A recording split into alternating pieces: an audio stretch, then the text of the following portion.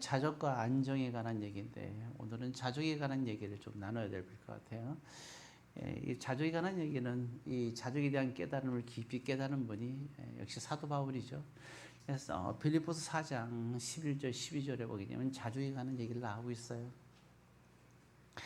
근데 그 자족에 관한 얘기가 이 창세기 안에 그 또 자족에 관한 비밀이 담겨져 있습니다. 그래서 오늘은 그 부분을 좀 보려고 합니다.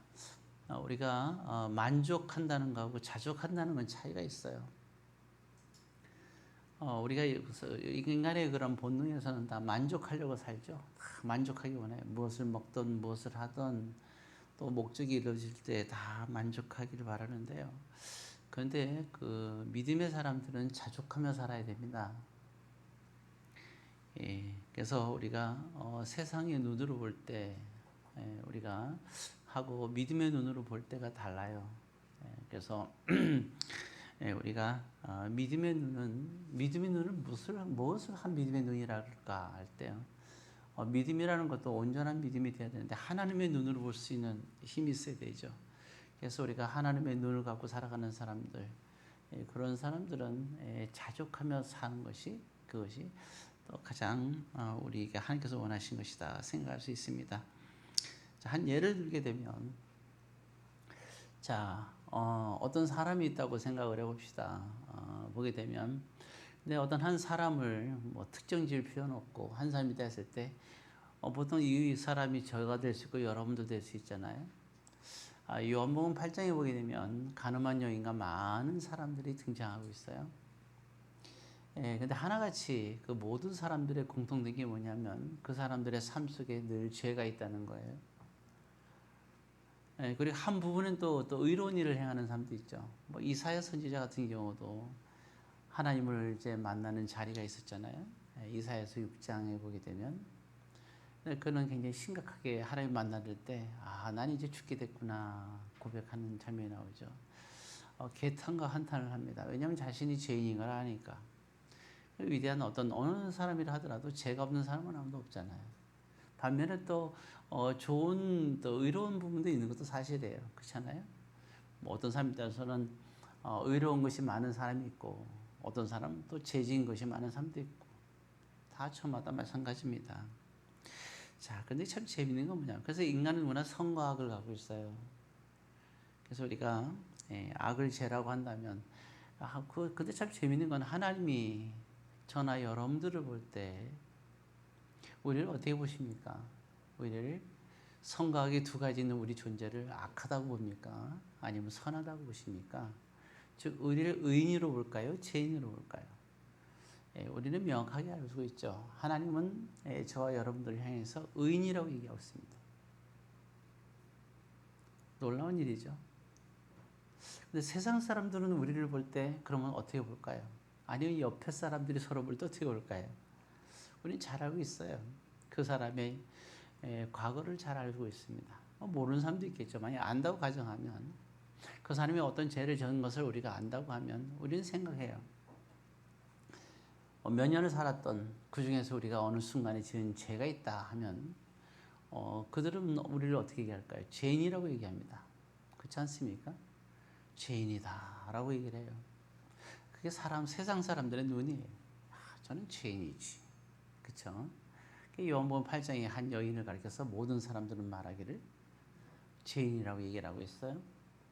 자, 그런데 이때 예수님께서는 그 모인 모든 사람들에게 그 사람들의 악한 부분을 드러냈어요. 그래서 너희가 만약에 죄가 없다고 생각하는 사람이 있으면 이 돌로 이 여인을 치라고 했죠. 모든 사람들은 그때 자기 자신들을 발견하게 됩니다. 나도 참 이 여인처럼 죄인이구나.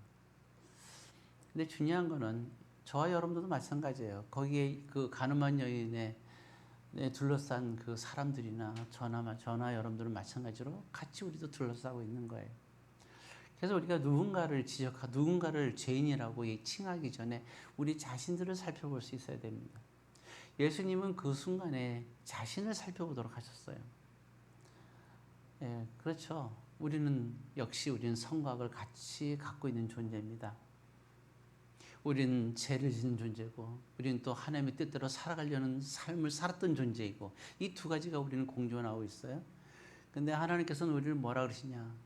우리를 의인이라고 정확하게 지칭하셨어요. 이게 하나님의 눈입니다. 이렇게 사랑과 눈의 하나님이 달라요. 그러나 역시 하나님은 공의의 하나님이잖아요. 사실은 공의로 봤을 때 우린 죄인이 맞죠. 하나님의 공의로 봤을 때. 근데 우리 죄를 누구에게 담당했습니까? 우리 죄를 우리 죄 부분은 예수님께 담당시켰어요. 그리고 하나님의 눈으로는 우리를 의인이라고 얘기하십니다.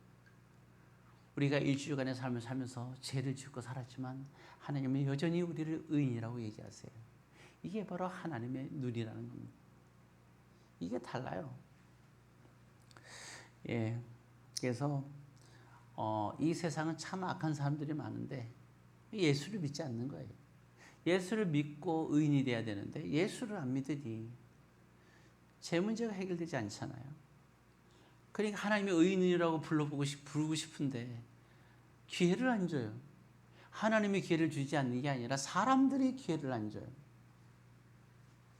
소돔과 고모라 사람들은 아무리 하나님에 대해서 얘기를 해도 하나님을 믿지 않습니다.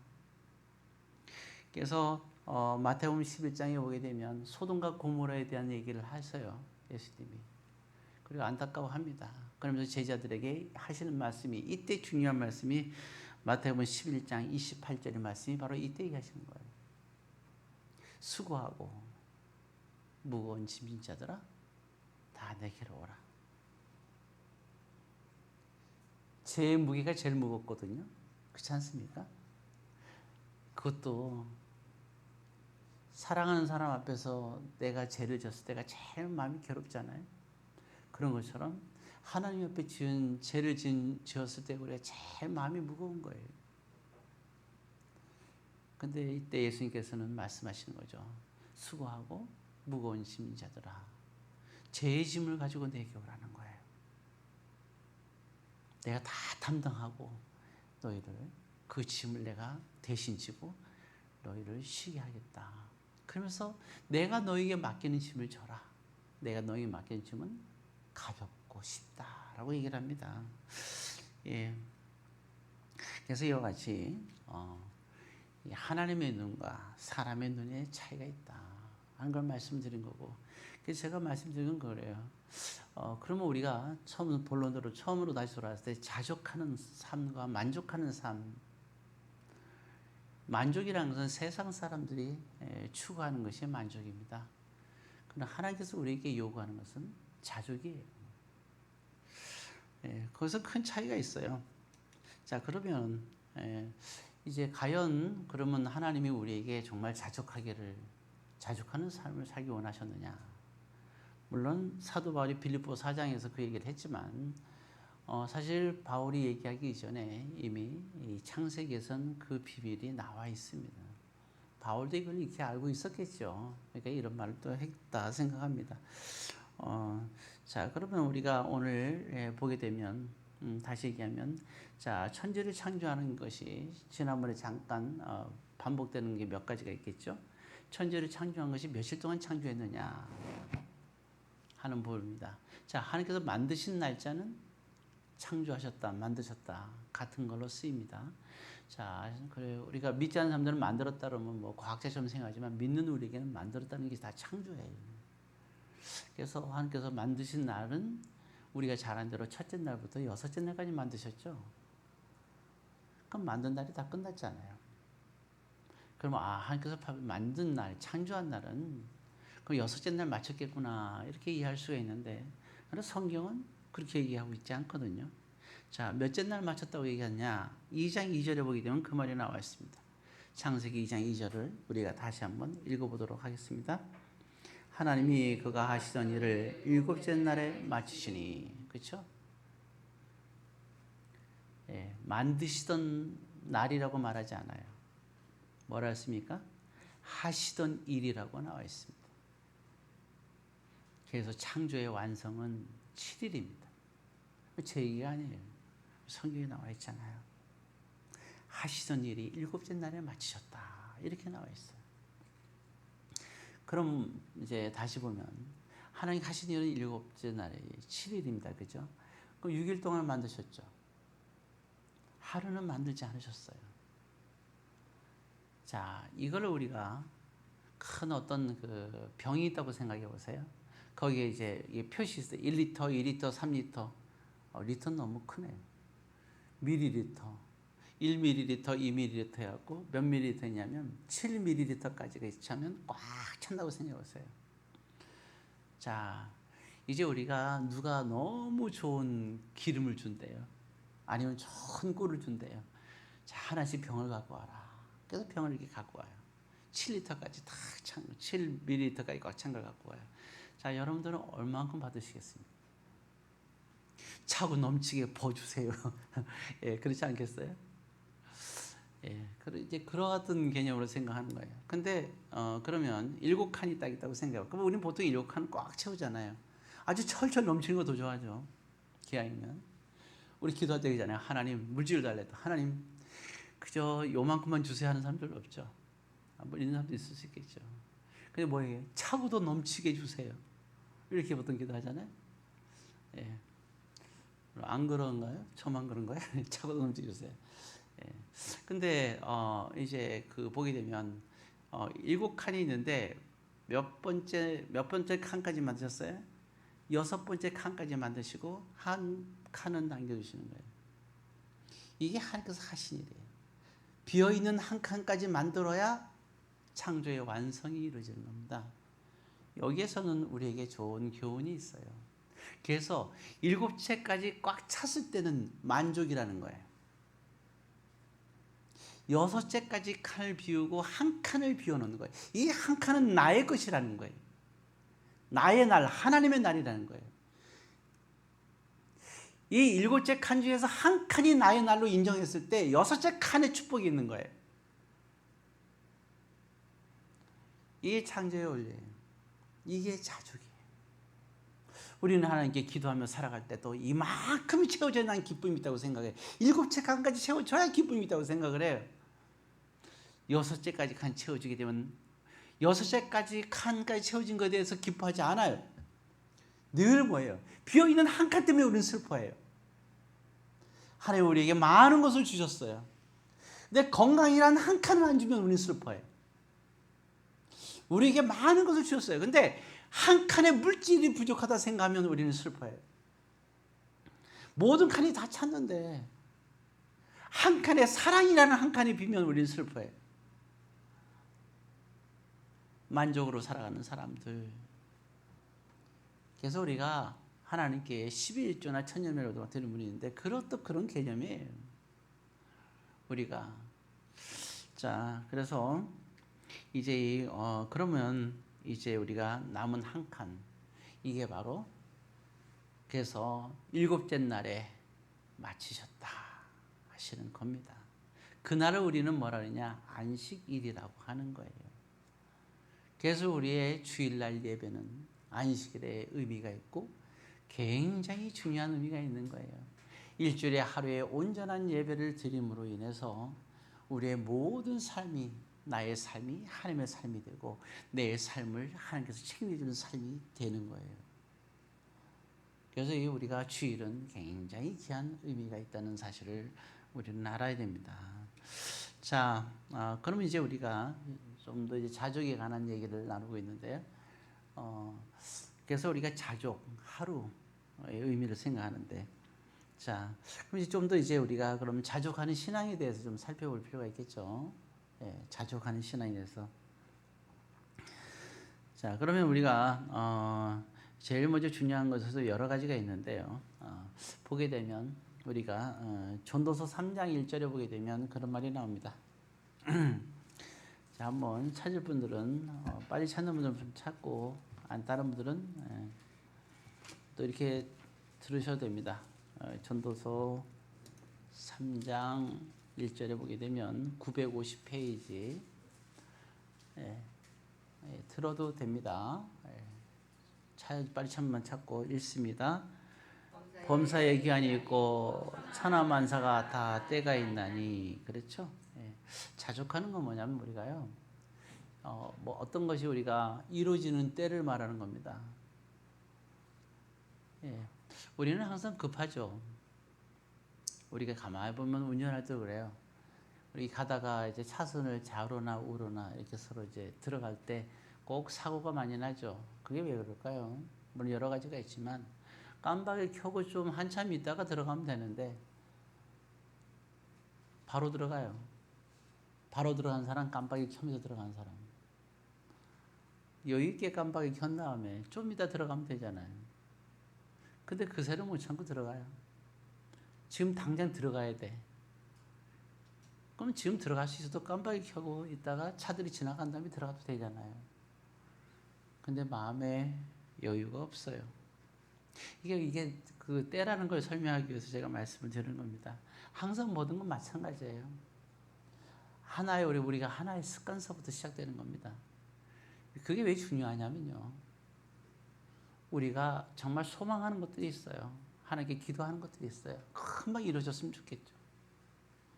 건강도 빨리 회복됐으면 좋겠고, 사업도 빨리 잘 됐으면 좋겠고, 가족도 빨리 화목했으면 좋겠고, 예, 이거 저것도 빨리 됐으면 좋겠잖아요. 예, 하고 싶은 것도 빨리 했으면 좋겠고, 때가 있어요. 그런데 오늘 전서 3장 1절은 뭐라 했어요? 하나님은 때가 있다 그랬어요. 하나님의 때. 우리는 하나님의 때를 찾아서 우리는 들어가야 됩니다. 마치 우리가 깜빡이를 켜고 여유 있게 좀 기다렸다가 들어가듯이.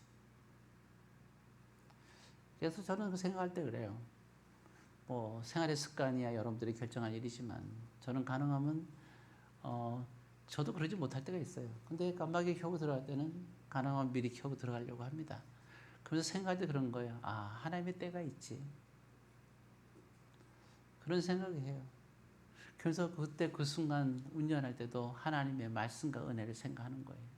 지금까지 하나님의 때가 있어서 과거에 그렇게 살았고 또 그렇게 사는 것들이 모여서 또 이 자리에서 또 제가 목회자가 되고 말씀을 선포할 수 있었던 것처럼 여러분들도 그런 때들이 있었으니까 예수 믿게 된 거고 그래서 이 자리에 앉은 거 아니겠어요?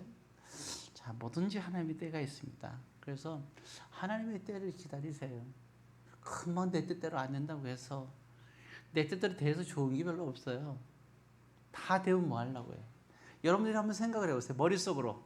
여러분들이 순간 생각하면 다 이루어진다고 생각해보세요. 하나님 저 1억을 주세요. 쳤어요. 그 다음에 또 끝날까요? 하나님 아니에요. 10억을 주세요. 자, 1억을 준 다음에 10억 달라고 기도가 언제 나와요? 순식간에 그 다음에 나와요. 1분도 아니라서 나와. 그러면 이제 1억을 줬어. 1분 후에 10억을 줬어. 하나님 그게 아닌 것 같아요. 섬 하나를 주세요. 예, 2분 만에 이제 그럼 10분 만에 섬까지 생겼어요. 또 뭘 기도하시겠어요? 뭐 온갖 것 다 얘기했어요. 여러분 그 온갖 것 함께 다 기도할 때 얼마나 하루도 안 걸려요. 웬만한 한테 10분이면 다 됩니다. 기도 내가 원하는 대로 다 금방 이루어진다고 생각했어요. 5분에서 10분이면 모든 걸 다 가졌어요. 그 다음에 뭘 하실 거예요? 뭐 신앙적이든 뭐든 다 마찬가지예요. 다 10분 만에 인생을 다 살았어요. 이제 살 필요가 없네요. 이것도 하고 저것도 하고 기도해요. 예, 다 이루어졌어요.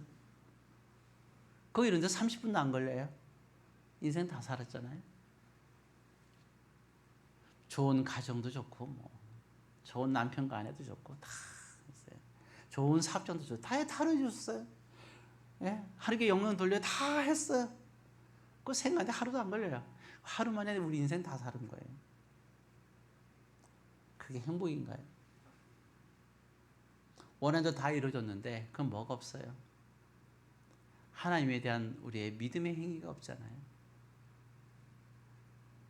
오히려 우리가 하루를 살면서 주님의 때를 만나지 못했어도 믿음으로 하나님의 때를 기다리는 그 하나님에 대한 사랑, 그러면서 거기에 대한 성도에 대한 사랑, 삶 속에서 간절한 마음, 사람다운 사람, 그게 있어야 되지 않겠습니까? 그러니까 너무 이렇게 너무 빨리 뭐가 안 된다고 슬퍼하지 마시고 하나님이 그때를 이룰 때까지 여러분들이 애절한 마음으로 하루하루를 행복하게 살 때 여러분들이 항상 기뻐하고 모든 것을 감사하면서 하나님의 때가 이르실 때까지 하루하루를 신앙으로 살아가는 거예요. 그거보다 값진 게 어디 있겠어요? 그게 그리스도의 향기 아니겠습니까? 무엇이 너를 기쁘게 하고 감사하게 하는가? 이 상황 속에서 스데반은 복음을 전하다가 돌에 맞아 죽어가면서도 그는 기뻐했어요. 그리고 저들을 위해서 기도합니다. 하나님, 흥분해서 화를 낸 저들 향해서 저들의 흥분을 가라앉혀 주세요. 저들이 지금 하는 죄를 알지 못합니다. 오히려 스데반은 아픔을 있을지언정 마음에 감사와 기쁨이 있었어요. 무엇이 그렇게 그로 하여금 기쁘게 할까? 그거는 주님에 대한 믿음 아니겠습니까? 그러니까 그 바울에 있었던 그 스데반에게 있었던 있죠. 참 스데반이죠. 예, 스데반은 사도행전 6장에서 안수 집사가 되고 7장에서 순교를 합니다. 비록 긴 인생은 살지 못했지만 그 짧은 순간 속에서 모든 이들에게 그리스도의 편지를 보낸 거예요. 삶을 통하여. 내가 왜 이 상황에서도 기뻐할 수 있고 저들 위해서 기도할 수 있었느냐. 그는 예수 그리스도에 대한 믿음으로 내가 가능하다. 그리스도를 증거하는 편지예요. 그래서 이게 중요한 것은 우리가 때라는 것이 중요하다. 그래서 솔로몬도 얘기할 때 하나님의 모든 삶의 때가 있다. 그래서 하나님의 때를 기다리는 사람, 어려운 상황 속에서도 하나님 왜 빨리 저에게, 그리고 왜 저에겐 이런 어려움 속에서 오늘 기도를 하지만 그러나 그 모든 때가 하나님의 때가 있어요. 여러분 그 때가 행복한 겁니다. 하나님의 때를 행복하게 여러분들이 생각하며 살아가는 성도가 되시길 바랍니다. 그리고 또 한 가지는요, 우리가 현실 속에서 우리가 좋은 것만 받아들이지 말고 나쁜 것도 받아들일 수 있는 그런 믿음이 있어야 돼요. 그게 자족함이에요. 고린도후서 12장 7절에 보게 되면, 자, 빨리 찾는 분들은 찾고 나머지 분들은 조용히 들어도 됩니다. 제가 다 읽어주니까. 고린도후서 12장 7절 말씀입니다. 299페이지 신약. 299페이지 고린도후서 12장 7절 같이 있습니다. 여러 계시를 받은 것이 지극히 크므로 너무 자만하지 않게 하시려고 내 육체에 가시고 사탄의 사자를 주셨으니 이는 나를 져서 너무 자만하지 않게 하려 하심이라. 8절도 있습니다. 이것이 내게서 떠나가게 하기 위하여 내가 3번 주께 강구하였더니, 그랬죠? 육체의 가시, 질병입니다. 질병의 고통이 찾아왔어요. 가시처럼 아주 아프게 찔러요. 많이 걷고 사역하는 바울에겐 굉장히 힘든 일이죠. 육체의 가시입니다. 근데 보게 되면 오늘 이와 같이 주님께 3번이나 강구했었다 얘기를 했어요. 그러면서 이제 여기서 이러한 그러한 가시가 있을 때 하나님께서 고쳐달라 해서 고쳐주지 않으셨어요. 이 가시는 하나님께서 사단을 통해서 주신 겁니다. 근데 이 주신 것에 대해서 바울은 뭐라고 얘기하냐면 그렇게 얘기합니다. 9절에 보니까 이렇게 얘기했어요. 고린도후서 10장 9절에 읽습니다. 나에게 이르시기를 내 은혜가 내게 족하도다. 여기까지 보겠습니다. 내 은혜가 내게 족하다 그랬죠? 은혜라고 얘기를 하고 있습니다. 3번이나 고통 속에서, 질병 때문에 고통 속에서 나의 아픔을 가지고 이 고통을 가지고 기도했는데 하나님께서는 족하다, 너에게 족하다고 얘기를 하고 있어요. 근데 바울은 뭐라냐? 이것이 나의 은혜였다. 주님이 주신 건 여러분 하나님의 은혜입니다. 우리의 모든 삶에 주님이 함께 하신다는 걸 믿으시길 바라고요. 우리에게 주어지는 모든 되어진 일들도 하나님의 은혜예요. 하나님이 주신 거라면 은혜 아니겠습니까? 여러분 은혜가 뭐예요? 좋은 거, 하나님께서 나쁜 거 주면, 내가 생각할 때 나쁜 거 주면 은혜가 아니고, 내가 생각할 때 하나님께 좋은 거 주면 은혜입니까? 아니잖아요. 은혜란 하나님께서 주신 것이 은혜예요.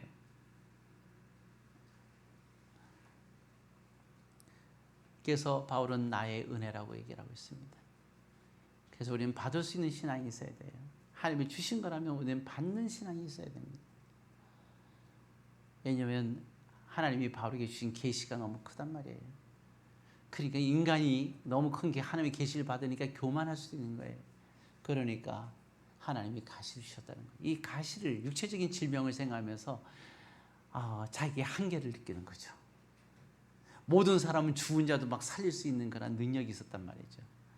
그 당시에는 바울이 걸어가면 바울의 옷깃만 잡아도 병든 자가 낫다고 했어요. 얼마나 그게 나름대로의 그 감사합니까? 자신감이 생기는 거예요. 누구든지 아픈 자가 있으면 손만 얹으면 낫는 거예요. 앉은 배도 일어나고 막 수많은 기적들이 다 일어나고 있는 거예요. 그러니까 얼마나 자신감이 있었어요. 근데 수많은 병자를 살리는 모든 역사가 일어나는 이 바울이 정작 자기의 큰 질병이 생긴 거예요. 교만할 수가 없어요. 내게 있는 질병도 못 고치는데 뭐가 교만할 게 있겠어요. 하나님 그걸 원하신 거예요. 교만하지 말라. 그게 뭐죠? 그 질병을 모든 바울의 역사, 바울의 사역, 바울의 수고, 바울이 한 모든 행위까지 오늘날의 바울이 있기까지 모든 것은 하나님의 은혜라는 거예요. 하나님께서 하신 거라는 거예요. 너가 한 게 아니야. 내가 한 거야. 우리가 믿음으로 뭔가를 하잖아요. 희생과 헌신과 모든 것이 있어요.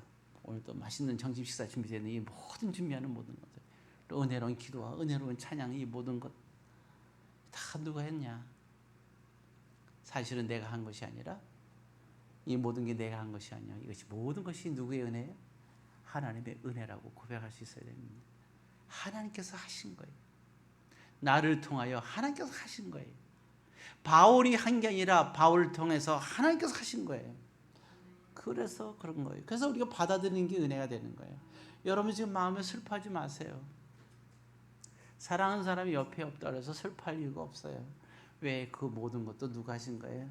하나님께서 하신 거거든요. 그러니까 이 모든 것이 하나님의 은혜예요.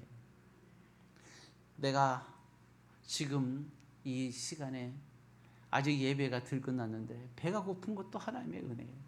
부신전 먹고 싶어도 그래도 먹지 못하는 것도 하나님의 은혜입니다. 내가 정말 건강해서 뭔가를 하고 싶죠. 하나님의 일을. 착각하지 마세요. 건강하지 않은 것이 하나님의 은혜. 내가 물질이 많아서 정말 마음껏 뭔가 세상에서 누리며 하나님의 일을 하고 싶습니까? 착각하지 마세요. 지금의 부족한 모습이 하나님의 은혜예요. 그래서 우리는 지금의 그 모든 것을 받아들일 수 있어야 됩니다. 이거는 바울의 가시와 똑같은 거예요. 그래서 이 자족이라는 것은 그런 겁니다.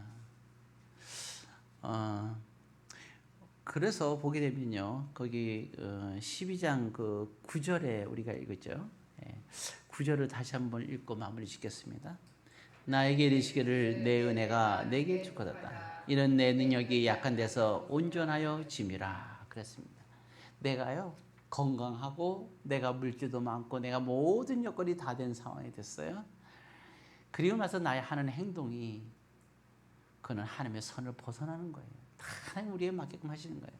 그래서 여기 뭐라 했어요? 보니까 내 능력이 약한 데서 온전하여 짐이라. 선을 넘는 내 능력, 아직 우린 그런 믿음이 안 되는 거예요. 내가 다 갖춰갖고 그걸 하나님께 섬기면 그게 온전한 믿음으로 섬기는 것이 안 되는 거예요. 하나님은 참 욕심쟁이세요. 우리의 모든 것이 주님께, 우리가 가진 모든 것으로 주님께 드리기를 원하는 거예요. 물질이 부족하기 때문에 우리가 지금 최선 다해서 드리는 것, 우리가 온몸과 마음을 다해야 되는 거예요. 그걸 원하시는 거예요. 내가 건강해서 모든 걸 할 수 있는 것, 그러나 내가 건강이 부족해서 하나님께 지금 예배를 드리는 거예요. 그러니까 내가 건강하지 않으니까 예배 드릴 때도 신령과 진정으로 최선을 다해서 하나님께 드리잖아요. 하나님이 온전한 마음을 받으시는 거예요. 그러나 아주 건강하게 되면 그걸 잃어버릴 때가 있어요. 그래서 오늘 그 자족에 대한 말씀을 나누는데, 오늘 자족에 관한 말씀을 여러분들 묵상하면서 다 나누지 못했지만 또 기회가 있으면 좀 더 말씀 나누기로 하고요. 오후의 시간에도 이어서 좀 더 말씀 나누겠습니다. 모쪼록 한 가지 분명한 것은 여러분들이 삶 속에서 일곱째 날 완성하셨다. 그 마지막 한 날을 뭘로 채우느냐? 자족하는 마음으로 채우시기를 주의 이름으로 권면드립니다. 아멘. 기도하겠습니다. 사랑의 아버지 하나님, 오늘도 자족하는 마음으로 하나님께 온전히 감사 기쁨으로 드리는 삶을 살게 하옵소서. 예수님의 이름으로 기도드립니다.